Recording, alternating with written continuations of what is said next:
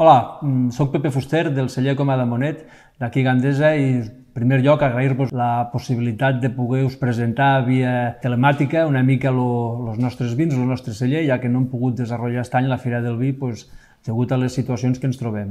Primer que res agrair-vos això. Llavors, el celler Coma de Monet és un petit celler familiar que està aquí a Gandesa.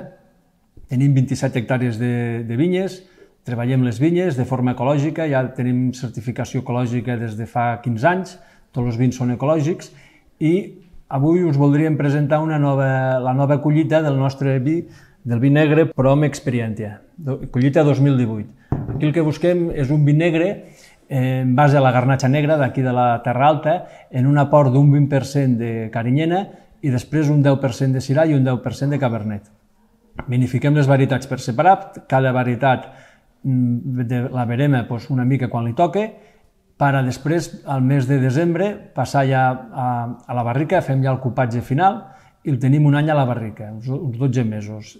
I després el guardem en dipòsit inoxidable per a que s'acabi de reposar durant aproximadament 3-4 mesos. Este vi el vam embotellar al mes de març d'este 2020, de manera que ara ja devem portar uns 5-6 mesos en ampolla i és quan ara, de cara a la tardor, l'hem volgut ja treure al mercat.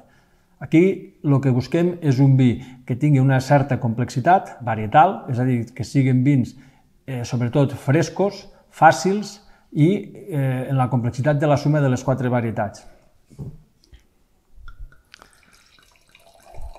Són vins que és el que comentava, ara surten al mercat, però per davant encara tindran una vida d'uns 2-3 anys. Són vins per a beure. Sobretot se nota les essències primàries, la fruita i també les sensacions de la criança. Algun mentolat, algun gustet torrefacte.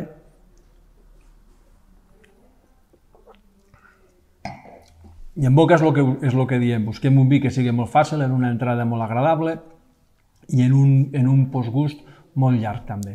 És a dir, són vins per a maridar qualsevol tipus de cars en suc, vull dir, un vi que esperem que poguéssiu disfrutar i gaudir d'ell, i gràcies un altre cop per la vostra atenció.